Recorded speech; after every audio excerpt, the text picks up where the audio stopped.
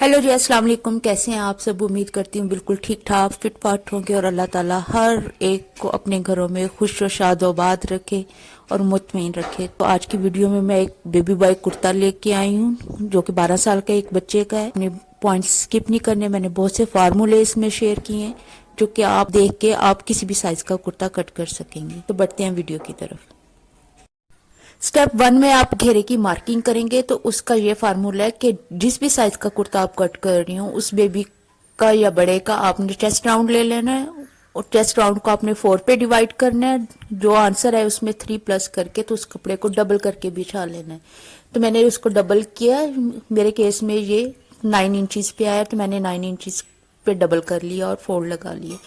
और आपने ऊपर से कपड़े की टेढ़ शेड निकालने के लिए पहले एक स्ट्रेट लाइन लगानी है, लेंथ का मार्किंग लगानी है जितनी भी लेंथ हो। तो मैंने 28 इंच मार्किंग लगाई है और 1.5 इंच आगे फोल्डिंग का मार्जिन ऐड किया उसमें।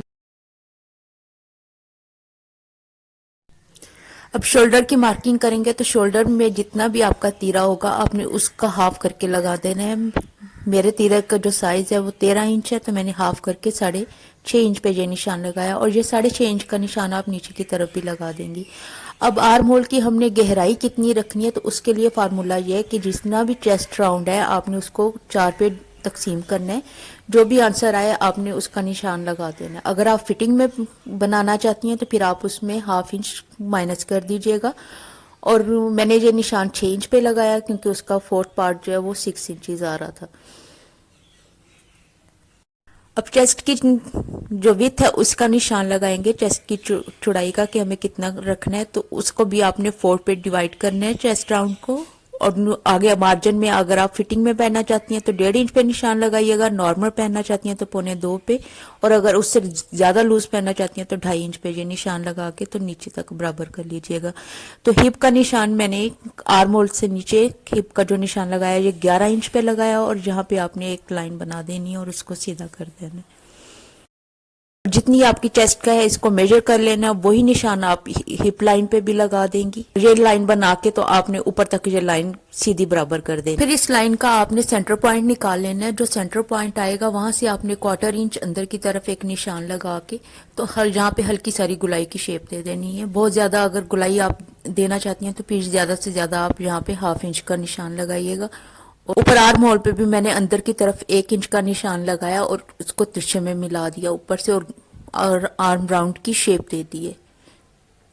घेरे के लिए भी आपने क्या करना है कि जितनी आपकी हिप होगी आपने उसको नाप लेना है और उसमें ½ इंच प्लस करके आपने घेरे का नीचे निशान लगाना है। लेकिन निशान को भी आपने ऊपर हिप लाइन के साथ आपने मिला देना है। गले की चौड़ाई मैंने 2 इंच और गहराई उसकी 2.25 इंच रखी है और जो तिरछापन उसमें दिया है शोल्डर स्लोप मैंने 1 इंच का दिया है। और इन पॉइंट्स के ऊपर आपने निशान लगा के तो कटिंग कर देनी है। पट्टी के लिए आपने ½ इंच की एक लाइन बनानी है चौड़ाई का मार्क करके और पट्टी की गहराई जो हम देंगे वो 8.5 इंच रखेंगे। साइड पॉकेट के लिए आपने आर्म राउंड को गुलाई में मेजर कर लेना और जो भी गुलाई आपके पास मेजर हो के आए उसको आपने सेंटर में से ऐसे हाफ कर लेना है और जो हाफ का हमारे पास आंसर है उसमें आपने 1/4 इंच मार्जिन ऐड करना है। और ये निशान आपने आर्म होल के नीचे भी लगा देना और हिप लाइन से ऊपर भी लगा देना है। तो सेंटर का जो हमारा डिस्टेंस रहेगा वो हमारी पॉकेट के मुंह के लिए होगा, जो पॉकेट खुली रहेगी। बैक पार्ट कट करने के लिए आपने बैक पार्ट को 3 इंच बढ़ा के रखना है और उस पर एक लाइन बना देनी है और उस लाइन के ऊपर आपने फ्रंट पार्ट को रखना है। और इसके ऊपर अब हम मार्किंग करेंगे तो सबसे पहले शोल्डर की मार्किंग करेंगे। जितना भी आपका तैयार शोल्डर है उसमें आपने ½ इंच बढ़ा के यहाँ पे निशान लगाना है। मैंने ये निशान 7 इंच पे लगाया है और इस लाइन को आपने सीधा कर देना है, सीधी लाइन बना देंगे। और फिर यहाँ से तीरे से आपने मैच करके यहाँ पे 1.25 इंच का निशान लगाना है और इसको भी आपने तिरछे में मिला देना है। गले की चौड़ाई फ्रंट की मैंने 2 इंच रखी थी तो बैक की आपने ½ इंच बढ़ा के यानी 2.5 इंच पे ये निशान लगाना है।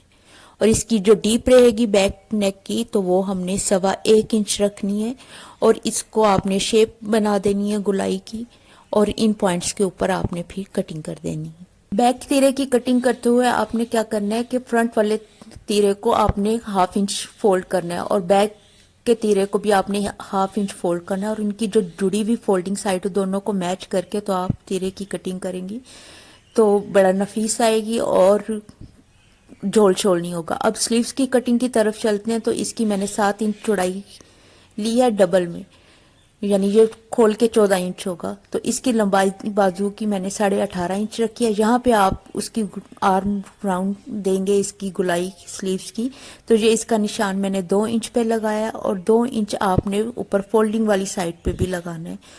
ये 2 इंच का निशान जो हमने ऊपर फोल्डिंग वाली साइड पे बनाया होगा, यहाँ से आपने इसकी गुलाई देना शुरू करनी है स्लीव्स की। यहाँ पे निशान लगा लें या खुद से गुलाई की शेप देके तो कटिंग कर दें। बाजू का निशान पहले मैंने भूल के 18 इंच पे लगा दिया था, तो वो बाजू तैयार 18 इंच है, उसमें 1/2 इंच मार्जिन का ऐड करके आपने ये निशान 18.5 इंच पे लगाना है और उससे आगे आपने 1.5 इंच फोल्डिंग का निशान बनाना है जो हमारी फोल्डिंग में कपड़ा जाएगा। तो इन पॉइंट्स के ऊपर आपने कटिंग कर देनी है। बाजू की मोरी जो आगे से रहेगी वो कितना ओपन रहेगा, तो वो उसका निशान मैंने 4.5 इंच पे लगाया और 1 इंच मैंने आगे मार्जिन दिया है सिलाई के लिए। तो जो मार्जिन वाला पॉइंट है आपने उसको तिरछे में मिला देना ऊपर तक। इन पॉइंट्स के ऊपर फिर आपने कटिंग कर लेनी है। बाजू को दोबारा से आप फिर खोल लीजिएगा। खोल लेने के बाद आपने 2 साइडें जो होंगी उनके ऊपर आपने फ्रंट की डीप कटिंग दे देनी है और सेंटर नॉच लगा लेनी है।